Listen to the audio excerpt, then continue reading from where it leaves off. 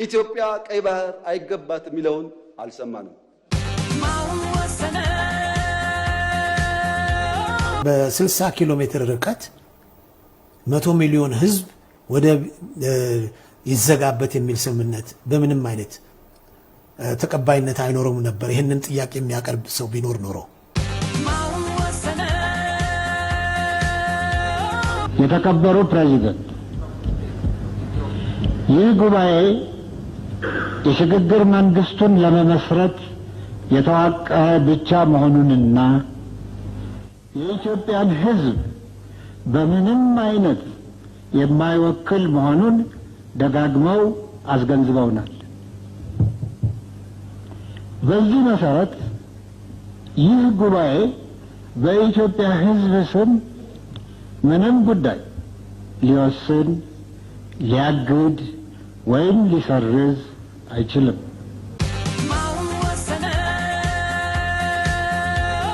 ራስ አሉላ የኢትዮጵያን ወሰን ቀይ ባህር መሆኑን ሲያረጋግጡ አጼ ዮሐንስ አንገታቸውን ሲቀሉለት ለአጼ ምኒልክ በ1891 ዓመተ ምህረት የኢትዮጵያ ግዛት ከአምቦንሳ አንስቶ የሳንበር ጨምሮ የጥንቱ ዜጋቸው የመሐመድ ሐንፍሬ ግዛት ሁሉ ይዞ የባህር ዳር ዳር እየሄደ አረፋሊ መድረሱን ለዓለም ሲያስታውቁ ልጅ ኢያሱ ፈረሴ ከቀይ ባህር ውሃ ሳይጠጣ ዘውድ አልደፋም ስላሴ በትልቅ ዲፕሎማሲያዊ ትግል ኤርትራን ከእናት ሀገሯ ጋር በማዋሃድ የኢትዮጵያ ባህር በር መብት ሲያስከብሩ የዛሬዎቹ ፍጹም ዴሞክራቶች የቃላት ክርክር እንኳን ሳይገጥሙ ሻዕቢያን በመፍራት የባህር በራችንን አስረከቡ።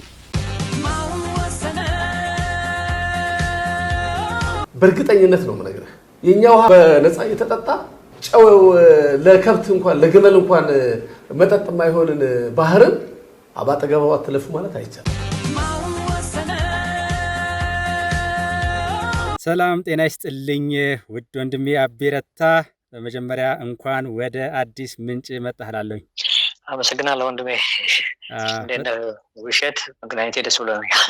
በጣም ከልብ ነው የማመሰግነው። እንግዲህ ያው አቤረታን ያው ብዙ ጊዜ ሚዲያ ላይ ያለው ማህበረሰብ በደንብ ነው የሚያውቀው። የዛሬው ግን አመጣጣችን ለየት የሚያደርገው ማን ወሰነው የሚል እንግዲህ ንቅናቄ አለና የኢትዮጵያን ድምጽ ለባህር በር ጥያቄ የሚል ነው። ይሄ ትልቅ በእውነት ትልቅ ሀገራዊ አጀንዳ ነውና ትንሽ ስለዚች ነገር እንደው እንዴት አስባችሁ ይሄንን ንቅናቄ ጀመራችሁ? ኬት ነው ያላችሁት የሚለውን ለመግቢያ እስኪ እሷን አጋራናብኝ። እሺ ቆንጆ ነው፣ አመሰግናለሁ ውሸት። እንግዲህ በተለያዩ ሚዲያዎች ተሰብስበን የራሳችንን ነገር እናወራ ነበር። የምናራሳችን ስለ በግሩፕ ሆነን ስለ ኢትዮጵያ ሁኔታ፣ ስለ ቀይ ባህር፣ ኢትዮጵያ ስለሚደረገው እንቅስቃሴ በዲፕሎማሲው በሁሉም በኩል የሚደረጉት ስናወራ፣ አንድ ቀን ግን ምን አሰብን፣ ለምንድን ነው እዚህ ብቻችንን የምናወራውና ተሰብስበን አንድ ጠንከር ያለ ነገር ለምን አናደርግም ስንል ኦኬ እሱ እናድርግ ተባለ። ምን እንበለው፣ ምን እንሰይመው? ፕራይም ሚኒስትሩ ፓርላማ ላይ የተናገሩት ማን ወሰነው የሚለው በጣም አስፈላጊ፣ ሁኔታው ደግሞ ኢትዮጵያ ባህር በር የተነጠቀችበትን የገለጸ ነገር ስለሆነ እሱን እናድርገው እና ማን ወሰነው የሚለው ንቅናቄ ላይ እናድርገው። አላማችን ግን ያው ሁልጊዜም ይሄ መሰረታዊ የኢትዮጵያ ውስጥ ያሉትን ችግሮች በሙሉ ነው እንጂ ማን ወሰነው በሚል የቀይ ባህሩን ብቻ አልነበረም። አመጣጣችን እንደሱ ነው። አንድ ላይ ሆነን ማን ወሰነው በሚል ግሩፕ ተሰባሰብን ማለት ነው። ይሄ ነው አመሰራረታችን። አንድ ቦታ አይደለንም፣ ከተለያየ ነው። ኢትዮጵያም አለን፣ አውስትራሊያ አለን፣ አሜሪካ ውስጥ አለን፣ ዩሮፕ አለን፣ በተለያዩ ቦታው ነው ያለነው። በእውነት ከልብ ነው የማመሰግነው። እኔ በዚሁ ላይ ነው በእርግጥ ምን ቆይታ የምናደርገው በዚሁ ማን ወሰነ ኢትዮጵያውያን ድምጽ ለባህር በር ጥያቄ በሚለው ነው። ምንም ጥያቄ የለውም። ነገር ግን እንግዲህ አቤረታን አግኝቼ እንዲሁ አንላቀቅምና እንደው ለመግቢያ እንደሆነ አንድ ሁለት ጥያቄዎችን ከዚህ ትንሽ ለየት ያሉም ቢሆኑ ዞሮ በአለም ላይ ነው ያለነውና አንዱ ነገር ተነካክተን ነው የምንኖረው። አሁን የዚህ የአሜሪካና እስራኤል ከኢራን ጋር በተያያዘ ባለው ጉዳይ የአሜሪካ ጉዳይ አልሆነም፣ የኢራን ጉዳይ አልሆነም፣ የኛ ጉዳይ ሆኖ ዛሬ እየተጨነቅን ያለነውና ከዛ አኳያ አቤናው ከልምድህም በመነሳት አሁን የዓለማችንን ስርዓት መገለጫው ትንሽ የሚያስጨንቅ ይመስላል። ጦርነቱን ሲታይ የሩሲያ ዩክሬን፣ አሁን ደግሞ የዚህ የአሜሪካኖችን ጉዳይ አለ ምናምንና ስለ ብሪክስ ማንሳት እንችላለን። እንደዚህ ሲስተም ይሄ ወርልድ ኦርደሩ የሆነ ለየት ያለ ቅርጽ እያያዘ መጥቷል እና እንደዚህ አይነት ነገሮች አሉ። በዚህ በምዕራባውያኑ ለስደተኞች ያለው ጥላቻ፣ ንቀት የመሳሰሉ ነገሮች እና መግፋቱ ምናምኑና ምን ማለት ይቻላል? እስኪ ይሄ አሁን ያለውን የዓለም ሲስተም ወዴት እየሄደ ነው? ምንድነው እንደዚህ መውጅ ውስጥ የከተተው ማለት እንችል ይሆን? የኛው ትልቅና ሰፊ ጥያቄ ነው። ያው ዓለም እንዳልኩት መልታይፖላር አይነት ነገር አንተ እንዳልከው አይነት ሁኔታ ውስጥ እየተገባ ይመስለኛል። ከአንድ የተለየ ግሩፕ ሰፋ ባሉ አይነት ሁኔታዎች የራሱን ግሩፕ የማቋቋም እና የብሪክስ ነገር ተነስቷል። አንተ ምርክን ስምልሃዋል። በብሪክስን አስመልክቶ ደግሞ ሌሎች በተቃራኒ ያሉት ደግሞ የእኛን ተርፍ እንዳትነኩ በሚል የሚያደርጓቸው እንቅስቃሴዎች ይፈጠራሉና የሆነ ያልጠራ ወደ ተለያየ ቦታ የሚሄድ ሁኔታዎች ውስጥ እየገባ ያለ ስትመለከተው የኢራን ጦርነቱን ብቻ ሳይሆን የዩክሬን እና የረሽያን ታይዋን አሜሪካ በተለያዩ ሁኔታዎች ውስጥ የምታደርጋቸው በዌስተርን ሄሚስፌር ሰው አይመጣም ብላ የምታደርጋቸውን አንዳንድ እንቅስቃሴዎች ስትመለከት ተርፍ የማበጀት ያለኝን አለቅም ማለት ሌሎቹ ደግሞ ነው ዌር ኦልሶ የራሳችንን ተርፍ እናበጃለን ወይም ፖላር ነገሮች አበጅተን በራሳችን ውስጥ እንሄዳለን የሚሉ የተዘበራረቁ ነገሮች ተፈጥረዋል። ጠርቶ በአንድ ላይ ባይወጣም ግን ሳይን ታሳያለ። በዶላር ብቻ ሳይሆን በሌሎቹ መገበያየት የተጀመረበት አሁን ብሪክስ ራሽያ እና ቻይና ስታቸው በራሳቸው ገንዘብ መገበያየት ጀምረዋል። ህንድም በዛ ውስጥ መካተት ጀምራለች። እነዚህ እንግዲህ በጣም ትላልቅ የዓለም ህዝብ ያለባቸው ቦታዎች ማለት ነው። በተለይ ሁለቱ ህንድና ቻይና ስታቸው በኢኮኖሚያቸውን በጣም ጠንካራ እየሆነ ሌሎቹን ቻሌንጅ የማድረግ ይሄ ዌስተርን ወርልድ ኦርደር የሚለውን ነገር ቻሌንጅ የማድረግ ላይ ተደርሷል። ያው የኢራን ጦርነትም ከዛ ጋር ብዙ የሚርቅ አይደለም። የተለያዩ ነገሮች አብረውት የሚመጡ ስለሆነ እኛም ከዚህ ዓለም እንትን ውስጥ ይወጣና ብቻችንን ደሴት ላይ የተቀመጥን ነገር አለ። እንደዚህ የሚደረጉት ነገሮች እኛን አፌክት ያደርጉናል። እኛም ኢትዮጵያን ማለት ነው። ስለዚህ ኢትዮጵያ ምንድነው ማድረግ ያስፈልጋት በሚለው ሁኔታዎችን ማየት፣ በደንብ መገምገም፣ በዲፕሎማሲ ከተለያዩ ሁኔታዎች ውስጥ ራስህን ለአንዱ ተለጥፈህ አደጋ ውስጥ ማስገባት ሳይሆን ኢትዮጵያ ሁልጊዜም እንደምታደርገው ለኢትዮጵያ የሚሆነውን ወስነ ከሁሉም ጋር በዲፕሎማሲው በምኑ አብረ መስራት ነው። ከአንዱ ጋር ከሆንክ አደጋ አለው። ምክንያቱም ያንን አድርገሃል የሚል ነገር ብዙ ኤክስፒሪየንስ አለን። በኋላ ስናወራበት የሚመጣው ከአንዱ ጋር በመሆን የሚመጡ ጣጣዎች እና እኔ አሁን የኢትዮጵያ መንግስት የሚሄድባቸው በዲፕሎማሲው ጥሩ ነው ላለው ከአንዱ ጋር የተለጠፈ ነገር የለንም፣ ከሁሉ ጋር እንሰራለን፣ ከማንም ጋር በዛ ሽኩቻ ውስጥ አንገባም የሚለው ነው። ወርልድ ኦርደሩ ግን አልጠራም ነው ምለው። ወዴት እንደሚሄድ ገና ክሊር አይደለም። ሳይን ግን አለ። ይሄንን የዌስተርን ብሎክ የሚለው ቻሌንጅ የማድረግ ነገሮች አሉ። እንደዛ ነው ባጭሩ ማለት ከፈለግን ትልቅ ቶፒክ ስለሆነ። እውነት ነው። በጣም በእውነት ከልብ ነው የማመሰግነው። አሁን እንግዲህ እስኪ ወደ ጉዳያችን ንግባ። እንግዲህ በጣም ፕሮክሲሚቲ ይባላል እንደው የጠጋ ያለው ወደኛ የሆነው ከሚል ነው። የኔ አይደለም የሚባለው ነገር እኮ አሁን ቀረ። በነገራችን ላይ ዓለም አንድ መንደር ነች የሚባለውን በአሉታዊ መልኩም ቢሆን አሁን ኢራን እና አሜሪካ እንትን በደንብ እያሳየን ያለው እና ከዛ አኳያ እኔ አሁን ቀጥሎ እንግዲህ በዚሁ ጋር በተያያዘ የፈረንጆቹ ሜት ኢዝ ራይት ይላሉ፣ ወይም የጉልበት እውነት እንበለው፣ ጉልበት ያለው እውነት አለው እንደሚባለው አይነት ነገር ይሆንና ሀያላኑ የኢራቅ ነዳጅ ሊቀዱ ሲሄዱ ታያለ። እንዲህ አንዳንድ ጊዜ ደግሞ የሌላ ሀገር ፕሬዚዳንትም ሲወስዱ ይታያል። እንዳትነኩብኝ ያንን ነዳጅ ነው የሚፈልገው ይላሉ። ዘመናዊ ቅኝ ግዛት እንደሚመስል ነገርም ይታያል። ይሄ እንደዚህ ያደረጉ ባለበት ሁኔታ ዓለም ኢትዮጵያ በሽፍንፍን እንደው ተሸፋፍኖ የተሰጠ ነገር ነው። ከባህር በር ጋር በተያያዘ ያለን ጉዳይ የተቆለፍንበት መንገድ ከአሰብ ጋር የተያዘው ምንምና ይገለጥ ነው። ማን ወሰነው የሚለው ንቅናቄ ይገለጥ፣ ሀቁ ይወሰን፣ በህግ አግባብ አይደለም የሚል ነውና እኔ ወደ እነዚህ ከመግባታችን በፊት ሁሌ ጥያቄ ስለሚሆንብኝ ነው አቤ፣ ወያኔ እንደዚህ አይነት እጅግ ከባድ የሆነ በታሪክ ለልጅ ልጆቹ ሊያስጠይቅ የሚችል ኢትዮጵያን የሚቆልፍ በአመት ውስጥ የምታገኘውን ከኤክስፖርት የምታገኘውንም ከምንም የምታገኘው ከጂዲፒ ምንም የሚወስድ የሚያጠቃልል አይነት ነገር ወደምንከፍለውን የሚደረግበት ሁለተኛ የሉዓላዊነት ጉዳይ ነውና ለምንድን ነው እሱ እንደወሰነው ትላለህ? እንደው በአንተ ምልከታ ጥላቻው ነው፣ ድንቁርና ነው ወይንስ ምን ማለት ይቻላል? ቀላል ነገር ስላልሆነ ይስ እንግዲህ ትንሽ ሰፋ ለማለት ማውራት ካሰብ ያኔ በነበረው ንጉስ ከወረዱ በኋላ የመጣው መንግስት የወታደራዊ መንግስት ይዞት ሀፓም ሌሎችም ይዞት የመጡት ርዕዮተ ዓለም የሶሻሊዝም ወይም ኮሙኒዝም የሚለው ለወስተን ብሎ በጣም አስቸጋሪ ሁኔታ ነበር። ምክንያቱም ያንን አጥብቀው የሚቃወሙ ነበር እና አስበው ተነጋግረውበት ዋቅደው ይሄን ነገር ከዛ ቦታ ማጥፋት አለብን፣ በተለይ ኢትዮጵያን እንደዚህ አይነት እንድትገባ አንፈልግም በሚለው የተነሱበት ሁኔታ ነበር። ስለዚህ ለቲፒኤልኤፍም ለህግደፍም ያኔ ህዝባዊ ግንባርም ለሚሉትም ሁሉን ተጠቅመው ኢቭን ታሪካዊ ጠላቶቻችን ሁላ ተጠቅመው ያንን ነገር ማሸነፍና እዛ ቦታ መጣል የሚለው ነገር ውስጥ ተገብቶ ነበር። አንተም ይሄን ታውቀዋለህ ብዬ አስባለሁ። እንደውም ማርጋሬት ታቸር ብሪቲሹ ፕራይም ሚኒስተር ያ ስለዚህ የጻፈችው አንድ ጥይት ሳንተኩስ አሸነፍን ብላለች። ስለዚህ ነገር ምክንያቱም እነሱ አልተኮሱም፣ የሆነ ነገር ሰጡ፣ እርዳታውን አደረጉ፣ ሁሉን አጎረፉ። ቲፒኤልኤፍ እና ህግደፍ ሌሎችም ተባብረው ኢትዮጵያ እንደዚህ አይነት ሁኔታ ውስጥ ተፈጠረ። አሁን ከመጡ በኋላ ቲፒኤልኤፍ አሸነፈች ከተባለ ደርግ ያደረጋቸው ጥሩ ነገሮች ስህተቶችም ነበሩ። እነዚህ ሰዎች ከመጡ በኋላ ሜዳ ሆነው የተነጋገሩባቸው ነገሮች ነበሩ። እዚህ ሁለት ግለሰቦች የራሳቸውን እይታ ሀገሪቱን ቤት እንደሚወስዷት ሀገሪቱ የሚሏቸው እነሱ የሚፈሩትን ሀገር ነው ኢትዮጵያ ማለት አይደለም፣ ወዴት መውሰድ እንደሚፈልጉ ተነጋግረው በመጡት መሰረት ያው የሚፈልጉትን ነገር ማድረግ ነው ያሰቡት፣ አደረገ። ፋንዳሜንታሊ ምን ችግር እንደነበረና ምን እንደሰው ጦርነት እንኳ በተነሳበት ጊዜ የተለያዩ ዶክመንቶች ሲታይ ገንዘቡ በተቀየረበት ጊዜ አቶ መለስ እየደወለ ለአቶ ኢሳያስ እንዲህ ልናደርግ ነውና በፍጥነት ይህንን አድርግ፣ ፈጽሞ ኢትዮጵያዊነት የሌለው ኢትዮጵያን የማይወክል መንግስት እንደነበረ የሚያሳየው እሱ ነው። አይተህ እንደውም ገንዘቡ ከመቀየሩ በፊት ነግሮ በዚህ ልንቀይር ነው፣ ሰው ጫና እያደረገብኝ ነውና ልቆይ አልችልምና በፍጥነት ገንዘቡን እንትን በላ አንተ ቀይር የምትፈልገው ነገር። በዚህ አጋጣሚ እንደው አቤ ልምዱም ስላለ ብዬ ነው እንዳታመልጠኝ ብዬ ነው እቺ ነጥብ። ለምሳሌ ከገንዘብ ጋር የሚያዙ ፖሊሲዎች ሲቀረጹ ምን ሲባል አስቀድመህ የምትናገረው ነገር አይደለም።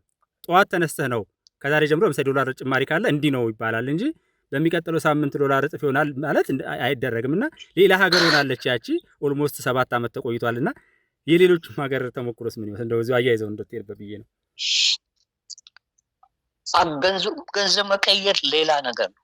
አቶ እንዳልከው አሁን እንኳን ባልከው መንገድ እንኳን ይሄን ያህል ልናደርገው ነው በሚለው እንኳን ማንም አይነገር። በጣም ሃይሊስ ጋርድ ሲክሬት ነው እንዳልከው። በሰዓቷ በዛን ጊዜ መጥተው ያደርጓታል፣ ከዛ ይፈጸማል። ምክንያቱም ይሄ በአሜሪካ ለምሳሌ ህግ አለ። በዚህ ምክንያት የተጠቀሙ ሰዎች አሉ፣ በውስጥ መረጃ በማግኘት ጥቅም አግኝተዋል ብለው ይከሰሳል። በዚህ አይነት እንኳን ለሚታለፈው ማለት ነው። ግን ያ የኢትዮጵያ መንግስት ነኝ የኢትዮጵያ ነኝ ብሎ የተቀመጠ አዲስ አበባ 4 ኪሎ የተቀመጠው ሰውዬ ደውሎ ሌላ ሀገር ነው የላለው ሰውዬ በፍጥነት እንዲያድርግ ይሄን ልንሰራ ነው። ስለ ጦርነቱ ራሱ ጦርነቱ እየተካሄደ ደውሎ እናውራኔ እናንተ ይሄ ነገር ልክ አይደለም። እንደዚህ አይነት ሀገርን የካዱ ግሩፖችና ሰዎች መተው ሀገሪቱን እዚህ ውስጥ ከተቷል። አሁን ይሄንን የጉዳዩን አስበው። በዛን ጊዜ የነበረው የአሜሪካ ፕሬዚዳንት ጂሚ ካርተር ነበር። ጂሚ ካርተር ለኢትዮጵያ መንግስት ይሄ አግባብ የለውም፣ እነሱ 2 ወደብ አላቸው፣ ደግሞ ትንሽ ሀገር ናቸው፣ እናንተ ይሁንና ይዛችሁ ለአንድ ሎክ ልትሆኑ አይገባምና አንዱ ወደብ መውሰድ አለባችሁ። ጂሚ ካርተር ያኔ ይሄን ቅድም ኢትዮጵያ ላይ ኮሙኒዝም የሚባለው እንዳይኖር ጥረት ካያደረጉት እንዲነሳ ያደረገው የአሜሪካ ፕሬዚዳንት እንኳን ልክ አይደለም ይሄ ነገር አገሪቱ ለአንድ ሎክ ልታደርገው ይሄን ነው የተፈጸመው እኮ ነው። ለምንድን ነው እነዚህ ሰዎች ይሄን ማድረግ የፈለጉት? ለኢትዮጵያ ሳይሆን ኢትዮጵያን ለማፍረስ ተዘጋጅተው የመጡ በተለይ ከታሪካዊ ጠላቶቻችን ጋር እጅግ ጠንካራ ግንኙነት የነበራቸው በፈረሙት መሰረት መጥተው ለአንድ ሎክ ተደረገ። ምንም እሱ ብቻ አይደለም። ሄርማን ኮ ራሱ ሲጠይቁት የተለያዩ ሰዎች ሲጠይቁት አያስፈልገንም ያለ አቶ መለስ ቪዲዮ አለ። ማንም የሚክደው ነገር አይደለም። አያስፈልገንም ነው ብላንት ላይ የተናገረው። ያኔ በዛን ጊዜ የነበሩት ፕሮፌሰር ማናቸው እሳቸው ናቸው። ይሄም እናንተ እንደውም ስለ ኢትዮጵያ መወሰን አትችሉ፣ ምክንያቱም ህጋዊ መንግስት አይደላችሁ። ወንድሜ በጦርነት ተወስኗል ነው ያለው ኢሳያስ። በዛ ውስጥ ነው ያለፍነውና ውቤ በሚያሳዝን ሁኔታ በሚያስገርም ሁኔታ ኢትዮጵያን ውስጥ መሪ ነኝ ያለ ስለ ኢትዮጵያ ሳይሆን ግን ለኢትዮጵያን ለማፍረስ የተቀመጠ በአቶ መለስ የሚመራው መንግስት ነው ኢትዮጵያን ለአንድ ሎክ ያደርጋል። ምንም ዶክሜንት ሳይኖር ምንም ግንኙነት የተጻፈ ነገር የለም። ፕራይም ሚኒስቴሩ እንዳለው የትም ቦታ የተጻፈ ነገር የለም። የሁለቱ ሰዎች ንግግር ብቻ ነው። እንደውም የፕሮፌሰር አስራት ወልደየስንም ንግግርን ቀደም ሲል ያነሳውንም እንደዚህ ቪዲዮንም አካትተዋለሁኝ። እሺ አቤ። እሺ አዎ የሳቸውን ማየት አለ። የተደረገው ነገር ሁለቱ ብቻ በቃላቸው ተነጋግረው እንግዲህ የጻፏቸው ኢንተርናል ዶክመንቶቻቸው የራሳቸው ያወሩባቸው ሊኖሩ ይችላሉ። ቀደም ብሎ የተፈራረሟቸው ሊኖሩ ይችላሉ። በኢትዮጵያ መንግስትና ስርዓት ውስጥ ግን አንድም ቦታ ስለ ኢትዮጵያ ስለ ኤርትራ ሄድ ኢትዮጵያ ለአንድ ሎክ ስለመሆኗ እየተደረገ ምንድነው የተጻፈ ዶክመንትድ የሆነ የተወያዩበት ምንም አይነት መረጃ የለም። ለዚህ ነው ፕራይም ሚኒስትሩ ወጥቶ ማን ወሰነው ሲል የኛም ስማችን ማን ወሰነው መሆን ያለበት ያልነው። ዋው በጣም ትልቅ ነገር ነው። እንደው እስኪ እንየው ተጽዕኖ ህመሙ ምን ያህል እንደሆነ።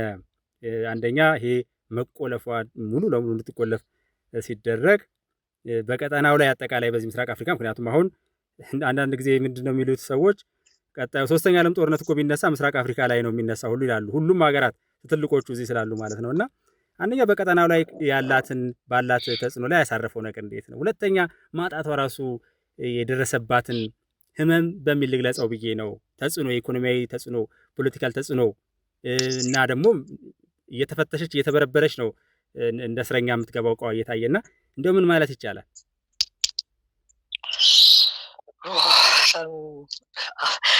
አሁን መጨረሻ ካልከው ልነሳ። እየተፈተሸች እየተበረበረች አንድ ሀገር ወደ ሀገሩ የሚያስገባውን ነገር በሚስጥር ምን እንደሚያስገባ ምን እንደሚያስወጣ የሀገሩ ጉዳይ መሆን አለበት።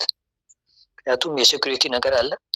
ጦርነት ቢከፈትብን ነገ ምን አይነት መሳሪያ እንደምናመጣ ምን ማድረግ እንደምንፈልግ ወደ ውጭ ምን እንደምንልክ ወደ ውጭ ከውጭ ምን እንደምናስገባ በሀገር ለራስ ሴኩሪቲ ነው። ምክንያቱም ሴኩሪቲ እንትኖች አሉት። እኛ ግን አንድ ትንሽ ሀገር በጣም ትንሽ ሀገር ጅቡቲ በምትባል እየተፈተሽ ነው እንገባው። የሴኩሪቲ ሪስክ አለው። ነገ ጦርነት እኮ ቢከፈትብን ጅቡቲ ነው መሳሪያ ላሳልፍም ብትል ምንድን ነው የምናደርገው? ከጅቡቲ ጋር ተዋግተን መሳሪያ ልናመጣ ነው? በኢኮኖሚ ጫና ደግሞ አስቦ የሚመጣውን ነገር ለጅቡቲ የምንከፍለው በዶላር ነው። ያን የሚመጣውን ሁላ ገንዘብ የዶላሩን ብቻም አይደለም በሀገሪቱ ላይ ያንን ዶላሩ ምንዛሬ ለማግኘት ምን ያህል ኢኮኖሚ እንደሚጎትተው ነው። በጣም እጅግ ትልቅ ኤክስፔንስ ነው ያለው። ነዳጅ በዶላር ገዝተን ለጅቡቲ በዶላር ከፍለን የት ቦታ ነው ሀገሪቱ ልታድግና ልትሻሻል የምትችለው? የተሰራብን ተንኮል እሱ ብቻ አይደለም። ራሱ ሳይኮሎጂካል እንኳ ላንድ ሎክድ የሆነች አገር ብለህ ታሪካዊ ጠላቶቻችን ባሰቡት ባቀዱት መሰረት ተቆልፈ እንድትኖር የኤርትራ ውስጥ ማፓን ያት የሆነች መስመር የመሰለች ነገር ተዘርግታ ፈጽሞ እንድትዘጋ የተደረገበት ሁኔታዎችን ስትመለከት በፕላን በተንኮል በጠላቶቻችን ታቅዶ የተሰራ እንጂ አጋጣሚ ሆኖ የመጣ ነገር አይደለም። አሰብ በታሪካችንም ቢሆን ፓርት ኦፍ ኤርትራ የሆነባቸው ሁኔታዎች በተወሰነ ጊዜ የመጣ ነው እንጂ ቀደም ብሎ ቢሆን ፓርት ኦፍ ኢትዮጵያ የነበረ ነገር ነው። እንዴት እንደሄደ እናውቃለን። ጣሊያኖች እንዴት በኋላ ኢንቴግሬት እንዳደረጉ እናውቃለን። ስለዚህ ያ ሁላ ሆኖ እንኳን ዲስከስ ሳይደረግ የኢትዮጵያ መንግስት ሳይወያየበት ፓርላማው ሳያየው እነሱ የሚሉት እንኳን ፌዴሬሽን ምናምን የሚባለው ነገር ሳያየው ሁለቱ ሰዎች ብቻ ወስነው ላንድ ሎክ አድርጎ አስቀመጡ እና ቶታሊ የኢኮኖሚ ብቻ እኮ አይደለም በሙሉ በሴኩሪቲው ብትለው በምን ብትለው ትልቅ ችግር ውስጥ ነው ኢትዮጵያን ያከተታል። ደግሞ ይህን ሁላ ህዝብ ይዘንና በጣም እንደው የሚገርመው ይህንን የታሪክ ስብራት ማለት ይቻላል እንግዲህ ስብራቱን ያመጣው ወያኔ ቢሆንም ከታሪካዊ ጠላቶቻችን ጋር በመሆን ማለት ነውና እንግዲህ ይህንን ስብራት ለመጠገን ሀሳቡ ተነስቷል። በእርግጥ የተፎካካሪ ፓርቲዎችም ቀደም ሲል ያነሱ ነበር። ሁሉ በኢትዮጵያ ልብ ውስጥ ያለ ነገር ነው። ነገር ግን በመንግስት ደረጃ የሚነሳ ነገር አልነበረም። በወያኔ በቲፒኤልኤፍ በተነ ጊዜ እንግዲህ አሁን ክቡር ጠቅላይ ሚኒስትሩ ወደ ስልጣን ከመጡ በኋላ ሀሳቡ ተነስቷል። ከዚህ ከሀሳቡ መነሳት ጀምሮ በዲፕሎማሲው አካባቢ ለዲፕሎማሲው ማህበረሰብ እየተሰጠ ያለ ምስል አለ።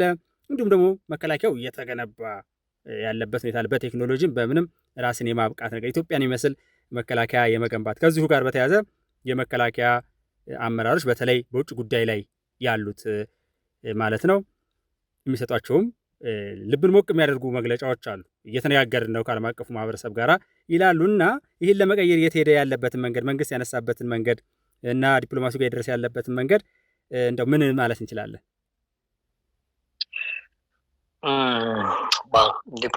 ቅድም መጀመሪያ ላይ ያልኩትን መድገም ፈልጋለሁ። ዓለም ዩናኒመስ በሚመስል ነገር ኢትዮጵያ የባህር በር ያስፈልጋታል ብሎ መወሰኑ ቀድሞ ፕራይም ሚኒስትሩ በተለያዩ መንገዶች ይህንን ሲያሳየን ነበር። የተለያዩ የዲፕሎማቲክ ሀገሮች ሲመጡ ኢትዮጵያ በሰላማዊ መንገድ የባህር በር ሊኖራት ይገባል፣ ቀይ ባህር ላይ ልትወጣ ይገባታል የሚል ብዙ የተለያዩ ዲፕሎማቶችን አይተናል። የአሜሪካን መንግስትም፣ የፈረንሳይም፣ የእንግሊዝን፣ የተለያዩ ራሽያን፣ ቻይና ብለው እነዚህ በሙሉ እንግዲህ ሜጀር ትላልቅ የምንላቸው ሀገሮች ነው። በቅርቡ እንኳ ትላንትና እንኳ ለምን እንደው ሌላ ኮሽን እንኳ ባታደርገው ኢራን እንኳ በቀደም ምንድን ነው ያወጣቸው? ኢትዮጵያ በሰላም ቀይ ባህር ላይ መውጣቷ አስፈላጊ ነው፣ አላግባብ ነው ለአንድ ለወቅት የሆነችው። ይሄ ዩናኒመስ በዓለም ላይ እንድናገኝ አድርጓል። ይሄ ከየት የመጣ ነው? ፕራይም ሚኒስትሩን ስለሚወዱት ነው በግል አይደለም። የተሰራው ዲፕሎማሲ ነው። በዲፕሎማሲ ጠንካራው እኔ የሲክስቲዎቹ ነው ታውቃለህ። ንጉሱ ካላቸው አንዱ ትልቁ አቁሙ ዲፕሎማሲው ነበር። ይገርማል። በዲፕሎማሲ ያን ጊዜ ኢትዮጵያ በጣም ጠንካራ ነበረች። አሁን ያን እዛ ደርሰናል ወይም ከዛ አልፈናል ባይ በጣም ጠንካራ የዲፕሎማሲ ሁኔታዎች ውስጥ ነው ያለ ነው። በዓለም ተሰሚነታችን፣ የአካባቢው አንከር ስቴት መሆናችን፣ ሰሞኑን የተፈጠሩትን ነገሮች ታለ በሱዳን ውስጥ ሙስሊም ብራዘርሁድ የፈረጁ የአልቡራን ጉዳይ ይህን በሙሉ ስትመለከታቸው ጠላቶቻችን ተሰብስበው በአልቡራን ኢትዮጵያ ሊወጉ ባሰቡበት ሰዓት እነሱ ተበታት ነው ችግር የተፈጠረበት። ይሄ ዝም ብሎ የመጣ ነገር አይደለም። የኢትዮጵያ ዲፕሎማሲና ጫና አለ በዛ ውስጥ። ስለዚህ እኔ በኢትዮጵያ መንግስት ያደረጋቸው ዲፕሎማሲ ላይ ምንም ፕላስ ነው የምለው። ይህን ስል ግን የተሻሻለ ዲፕሎማሲ የምናደርጋቸው መውራ አይኖሩም ማለት አይደለም። ግን እስካሁን የሄድንበት አመጣጣችን በዲፕሎማሲ ፕላስ ነው። እኔ በጣም ነው ደስታ የሚሰማኝ ጊዜ ዲፕሎማሲ ለብዙ ነገሮች ወሳኝ ነው። ከጡንቻ ውጪ ትልቁ አቅማችን ዲፕሎማሲ ነው። እኔ እሱ ነው የምለው። በጣም እኔ እንደው እዚህ ላይ መቼስ ይሄ እናንተ የምታደርጉትን ጥረት በጣም ከልብ አደንቃለሁ። በጣም መሆን ያለበት ነገር ነው። ግን እንደዚህ አይነት ትልቅ ሀገራዊ አጀንዳዎች ሲኖሩ የኢትዮጵያ ጉዳይ ሲሆን በሚዲያውም በምኑም ሳይለንት ማጆሪቲ የሚባል አባባል አለ። እንደ የብዙሃኑ ዝምታ የሚባል ነገርና እንደዚህ አይነት ነገር ሲቀዝቀዝ ሲል ይስተዋላል። በሌላ በኩል ደግሞ በሙሉ አፋቸው ከግብጽ ጎን እንሰለፋለን፣ ከሻዕቢያ ጎን እንሰለፋለን፣ እንዴት የህዳሴ ግድብ ተመረቀ አልተመረቀም እኮ ከቶ ነገር አያስፈልግም፣ ወደብ ማን ባህር በር ያስፈልግ የሚሉ ከኢትዮጵያ የተወለዱ ልጆችም ደግሞ ይታያሉ። እና እኔ በአንድ በኩል ብዙሃኑ ለምንድን ነው እንደው ቢሳተፍ እኔ በጣም አምናለሁ 99% ሀገሩን የሚወድ የሚፈልግ ነው። ግን እንደው አንዳንድ ጊዜ አይተህ ከሆነ ላይክ አድርጉ ምናምን ሁሉ እንኳን ይባላል ማህበራዊ ሚዲያዎች ላይ እና ያን እሱንም እንኳን አያደርግም። ይሄ ቀናው ምናምኑ እና ብዙ እንትን አይደለ አክቲቭ የሆነ ነገር ላይ እንደዛ አለ። ጥቂት የሆኑ ጨዋታዎች ነገሌ የሚባሉ 3 እና 4 ሆነው ነገር ግን መርዝ በጣም ሲረጩ ምናምን ይስተዋላልና ይሄ እንዲሁ የምናልፈው ሀሳብ ስላልሆነ ነው። አቤ ያ እሱ አንዱ ችግሩ እሱ ነው። ብዙዎቻችን ሀገራችን የምንወድ ፓርቲስፔት ማድረጉ ላይ ዳን እንላለን። እነዛ ትንሽ እንቁራሪቶች ግን በጣም ስለሚጮሁ ብዙ ይመስላል። የእነሱ ሀሳብ በብዛት እየተነገረ ሁኔታ የሚመስላል፣ ግን አይደሉም። ጥቂቶች ናቸው፣ ግን ጨዋሂ ናቸው። አብዛኛችን ግን ሀገራችንን የምንወድና ስለ ህዝባችንና ስለ ሀገራችን የምናወራ ሰዎች የምንመኝ ሰዎች ግን እንዳልከው ዝም ብሎ በመቀመጥ ወይም ደግሞ ኦኬ እነከሌ ያደርጉታል በሚል የሆነ ነገር ውስጥ የሚቀመጡ ሰዎች አሉ። እሱ አይሰራም ባይነን። በሀገራችን ሁላችንም ድምፃችንን ማሰማት አለብን። ተቃውሞ ካለን የሀሳብ ልዩነት ካለን ይቻላል። ሀገራዊ በሆኑ ነገሮች ላይ ግን አሁን ለምሳሌ የባህር በር ጉዳይ ሀገራዊ ነው። ፕራይም ሚኒስትሩ ነገር 3-4 ጊዜም ብለው 10 ጊዜም ብለው የፈለግከውን ብለው ከተመረጠ በኋላ ሌላ ፕራይም ሚኒስትር ይመጣል። ፕራይም ሚኒስትሩ ይዞት የሚሄደው ነገር ኮሪደሩ የሚሰራው ነገር ፕራይም ሚኒስትሩም ሆነ ወይዘሮ አዳነች አቤቤ ይሄዳል። ሌላ ወይዘሮ አዳነች ይመጣል። ሀገራዊ ነገር ነው እንጂ የአንድ ግለሰብ ወይም የአንድ ፓርቲ ሀብት አይደለም። እዚህ ላይ ሪዘርቬሽን እንኳን ቢኖር ነው ማለት ነው። እንደው በሆነ ሪዘርቬሽን ውስጥ እንኳን ብትኖሩ በሀገራዊ ነገሮች ላይ ግን አንድነት ሆነ ድምጻችንን ማሰማት መቻል አለብን። አብረን መስራት መቻል አለብን። በልዩነት መካከል አንድነት ይኖራል። በሀሳብ መለያየት ይቻላል። እኔ እናንተ በተለያዩ ነገሮች ልንለያይ እንችላለን። ወሳኝ በሆኑ የሀገር ነገሮች ላይ ግን አብረን እንሰራለን። ይህን ልዩነቶች ኖረውና እኔ በዚህ ውስጥ ብዙዎቻችን ሞባይል እንደሆነ የኛም ዓላማ ይሄ ማንወስ ነው የሚለው እኮ ሌላ የተለየ ነገር አይደለም። ኑ ስለዚህ ሀገራዊ ነገር ሀሳባችንን እይታችንን እናካፍል። ሙቭመንት ካስፈለገ በዚህ ተሰብስበን ይህን ነገር መርዳት አለብን። ዓላማው እሱ ነው። ሌላማ ይዘን የምንመጣው ኑ ዝም ያላችሁ በሙሉ ስለ ሀገር ዝም ልንል አንችልም የሚል ነው። አሪፍ ጥያቄ ነው። እንደው የጠየቀኝ ወደዛ ወሰድከኝ። ሙቭመንቱ ራሱ ይሄንን መመለስ ነው። በዝምታ የምንተወው ነገር አይደለም። የሀገር ጉዳይ መሳተፍ አለብን በግድ። በጣም እንደው እዚሁ ላይ ግን እንደው በተለይ ቅድም የዲፕሎማሲ ነገር አንስተናልና እንዳላደክም እፈራለሁኝ ብዙ አርዝሜው። ግን የዲፕሎማሲን በተመለከተ እንግዲህ ኢትዮጵያ ይሄንን ጉዳይ አውጥተው ተመልክተናል። መልካም ነገር ነው።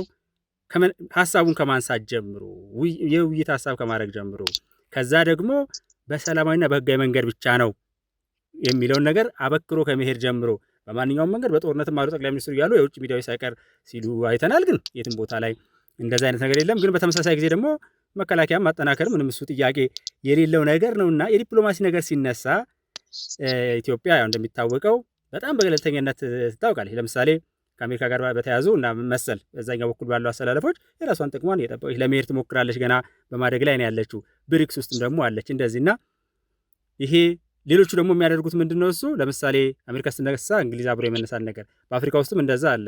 በተለይ የዚህ የኮመንዌልዝ አባል ሀገራት የሚባሉት ከፈረንሳይ ከምናምን ከእንግሊዞቹ ከቀኝ ገዛቸው ጋር ይቆማሉ ምናምን ላይ ኢትዮጵያ እዛ ውስጥም የቅኝ ግዛትም ዳፋ የለባትም።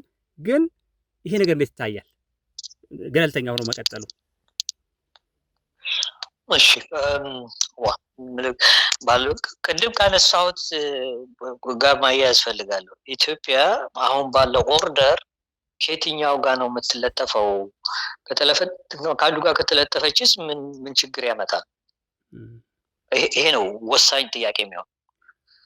ገለልተኝነት ስንል ቶታሊ ለብቻችን እንደ አንድ አይላንድ ሆነ እንቀመጣለን ማለት አይደለም። ከተለያዩ ግሩፖች ከተለያዩ እይታ ካላቸው ዓለም ኦርደርን ውስጥ አለንበት ባለቃም ከሚሉት ጋር እንሰራለን።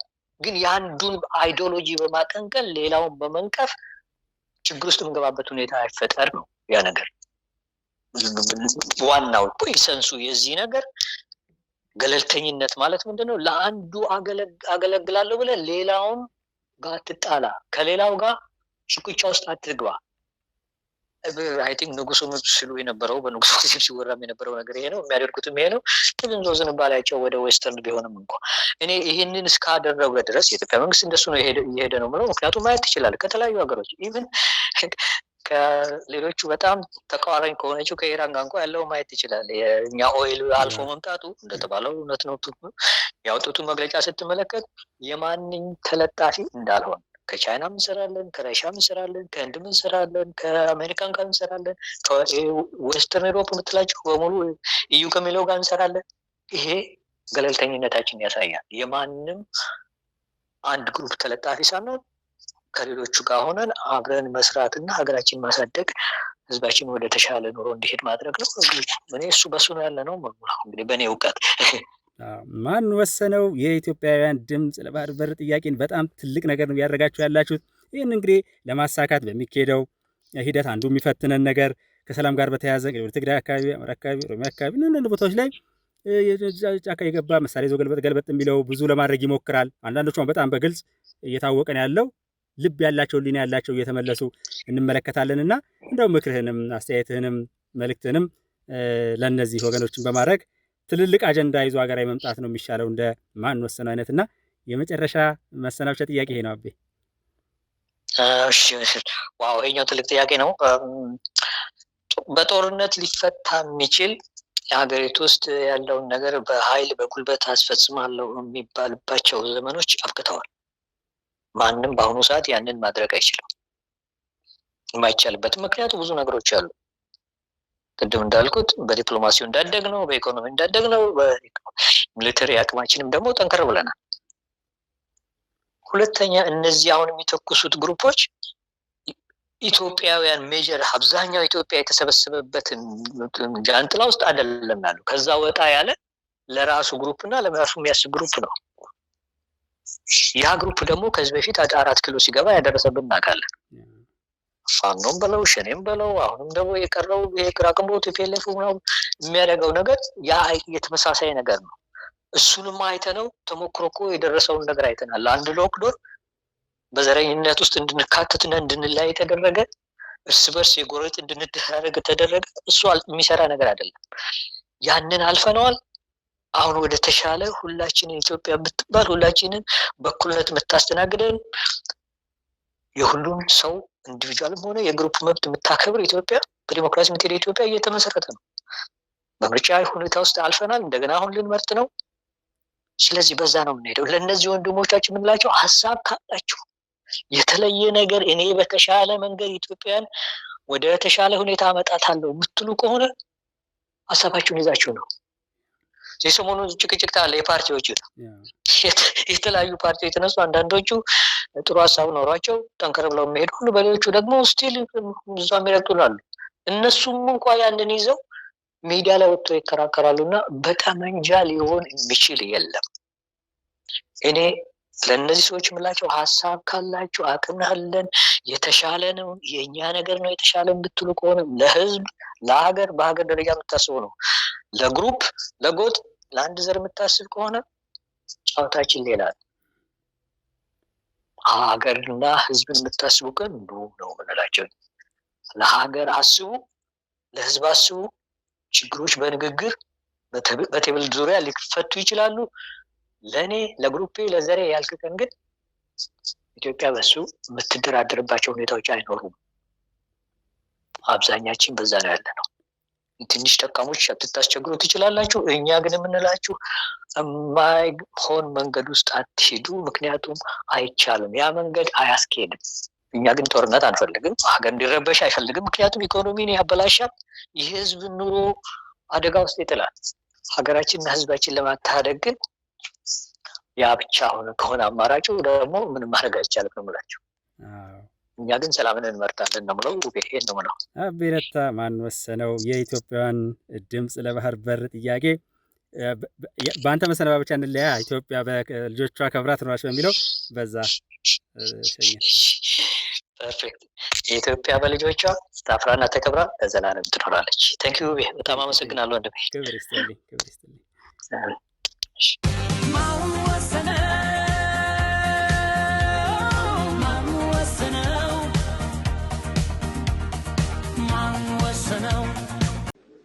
ኢትዮጵያ ቀይ ባህር አይገባትም የሚለውን አልሰማንም። በ60 ኪሎ ሜትር ርቀት 100 ሚሊዮን ህዝብ ወደ ይዘጋበት የሚል ስምምነት በምንም አይነት ተቀባይነት አይኖረውም ነበር። ይህንን ጥያቄ የሚያቀርብ ሰው ቢኖር ኖሮ የተከበሩ ፕሬዚደንት፣ ይህ ጉባኤ የሽግግር መንግስቱን ለመመስረት የተዋቀረ ብቻ መሆኑንና የኢትዮጵያን ህዝብ በምንም አይነት የማይወክል መሆኑን ደጋግመው አስገንዝበውናል። በዚህ መሰረት ይህ ጉባኤ በኢትዮጵያ ህዝብ ስም ምንም ጉዳይ ሊወስን፣ ሊያግድ ወይም ሊሰርዝ አይችልም።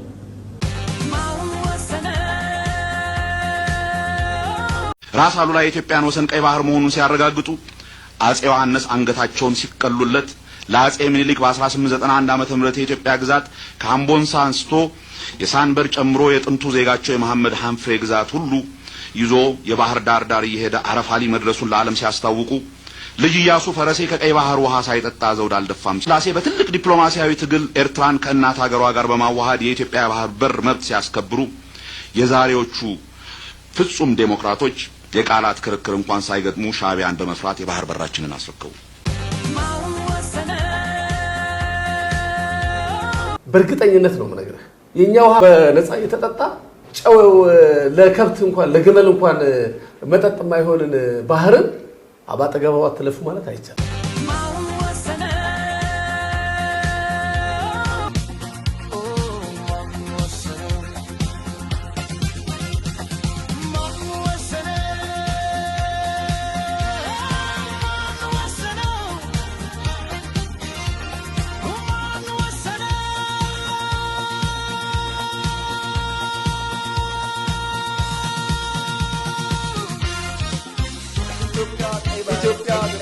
አይገባትም የሚለውን አልሰማንም።